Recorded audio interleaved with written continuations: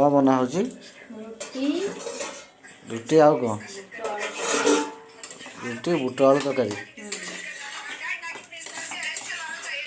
ଆଚ୍ଛା।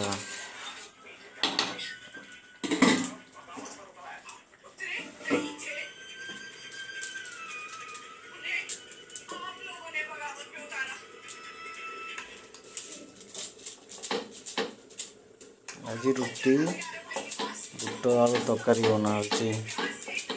ହଁ ବାସ୍ ପୁରା ବଢ଼ିଆ, ପୁରା ଗୋଲ ଗୋଲ କରି ବୁଲୁଛ ଆଉ, ପୁରା ସାଇଜ୍ରେ ଆଉ ରୁଟି ଆଉ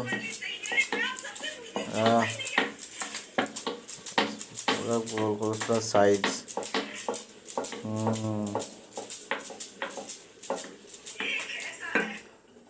ଆଚ୍ଛା, ରୁଟି ଏମିତି ବୋଲା ହେଉଛି।